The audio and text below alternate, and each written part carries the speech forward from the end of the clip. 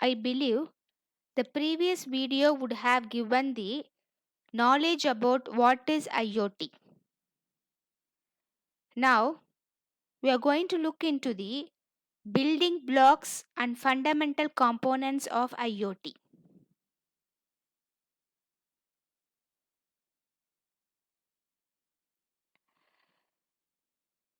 The fundamental components that are required to build an IoT device, that is IoT enabled device, are as follows. First, it requires a sensors and a processor to collect the data from the environment. Then the collected data can be transported through a gateway.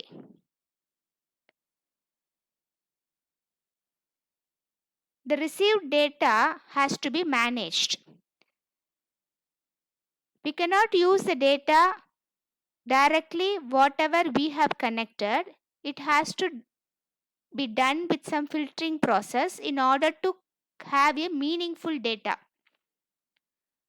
Once the data is converted into a meaningful form, it is then stored in the cloud, as well as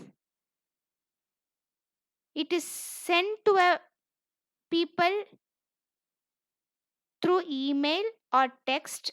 You can also use the same data for controlling the other device too. Now we will look into the each blocks in detail. First is the sensor network. Sensor forms the front end of the IoT device, and you can call that as a things of a system. Sensor can be of two types: physical and virtual sensor. The physical sensor may be a sensor that measures the physical parameters like ultrasonic sensor to measure the distance of an obstacle, PIR sensor to measure the human being. It can be a rain sensor to predict the weather, so on. It can be a RFID sensor. The best example for this RFID is your ATM card. Otherwise, the card that is used for automatic opening of a door in an organization that marks the attendance too. It can be in the form of barcode also. This barcode you would have seen in a supermarket when you purchase a thing. The barcode will carry the useful information like a price or the product code, etc. The sensor can be a virtual sensor also. This virtual sensor is nothing API. API is called Application Programming Interface. The application programming interface is nothing apps, that is mobile applications, mobile apps. The example for the mobile app is your Arogya Sedu app, through which data is extracted from the people. Next, it can be web application like your Google Forms. From the Google Forms, you can collect the data. Otherwise, it can be a cloud-based services. Already, the data will be stored in the cloud. Like you can extract any data related to weather. Otherwise, the availability of train, other services, which is already been stored in the cloud, and you can use those data. So this is called as virtual sensor. So sensor can be of any form, physical or virtual. The sensor network forms a bottom layer. Bottom layer is a first layer, and you can call it as a physical layer. It is going to collect the data from the environment.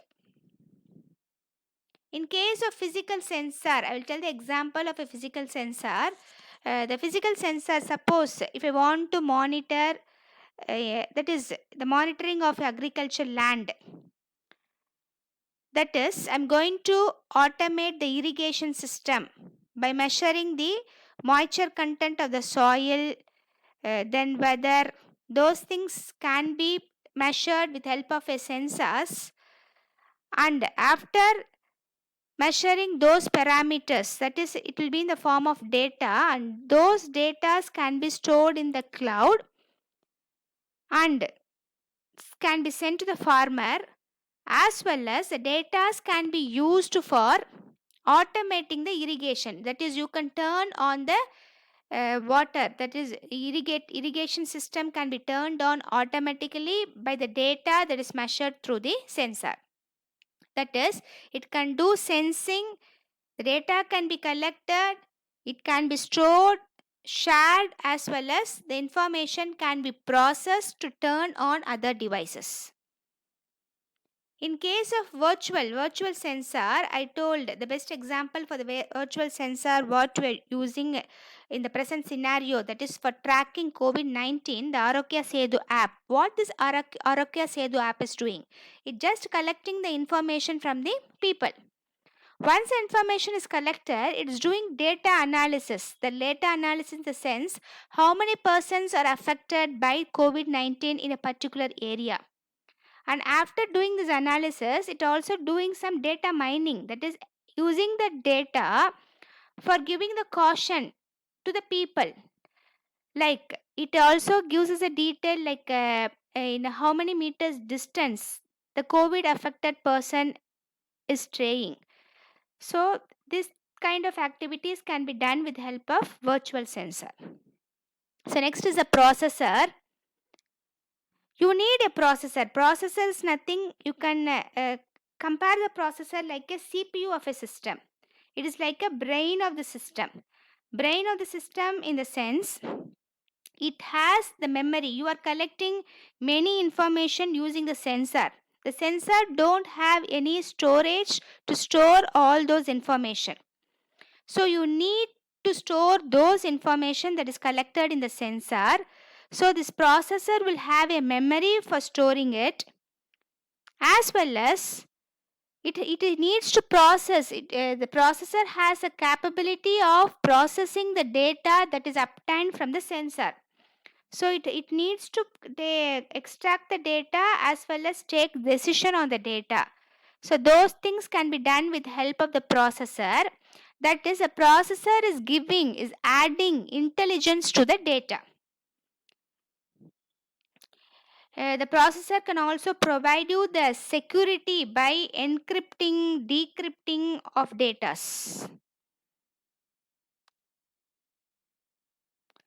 So when you say IoT, the IoT board can have a processor, otherwise it can have a operating system.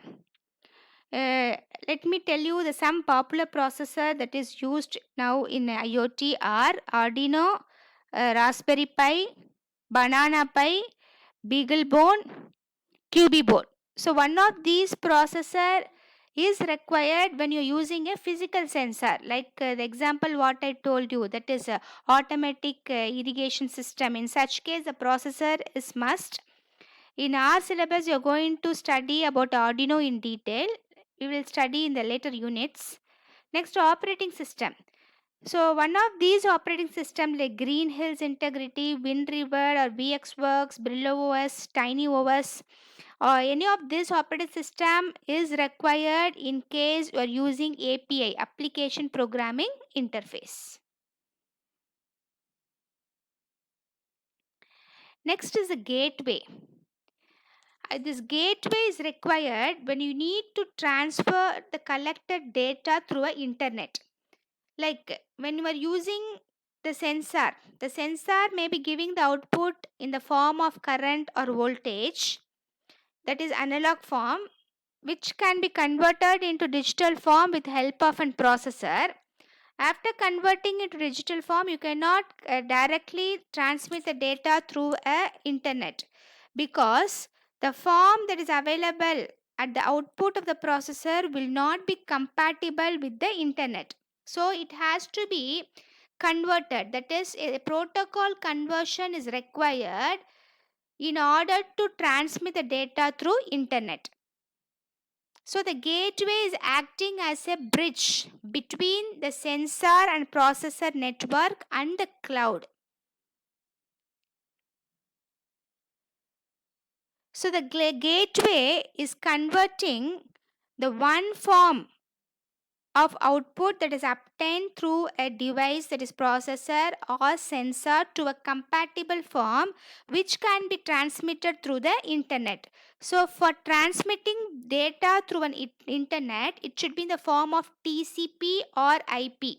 TCP is nothing, transmission control protocol, and IP is called as internet protocol. It should be in this form in order to transmit through a communication network, that is internet, to store it in a remote server. So you have number of gateways. The selection of the gateway depends upon the application. In the case of smart home, smart office, retail, those applications, a small network size is required. Whereas in the case of smart energy and fuel, smart transportation, in those applications, large network is required. So the network connectivity can be selected depending upon the application and the bandwidth requirement, whether lesser amount of data is going to be transmitted or a huge data is going to be transmitted. Depending upon that, the network selectivity can be selected. For small applications, even you can use RFID. That is, RFID is nothing which uses radio frequencies to transmit the data using an antenna. But this RFID can be used when you want to transmit the data to a very small distance. Depending upon the distance where the data has to be transmitted and the bandwidth requirement, you can select your connectivity. Like you can go for RFID, otherwise you can go for wireless PAN, wireless LAN, wireless WAN. PAN is nothing, it is called as personal area network. LAN is local area network, and WAN is wide area network. The PAN can be used when you want to transmit a data over a small distance, like you can go for Bluetooth, Zigbee, LoRaWAN. Those devices can be used. And the LAN can be used if you want to transfer data within a building campus, so first floor, second floor, or third floor. In such case, you can use Wi-Fi or Z-Wave.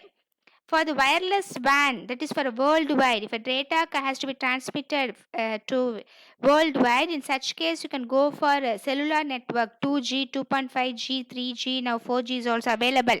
You can use those connectivities. Otherwise, you can go for satellite communication too, using GPRS. I will continue the other blocks in the next video. Thank you.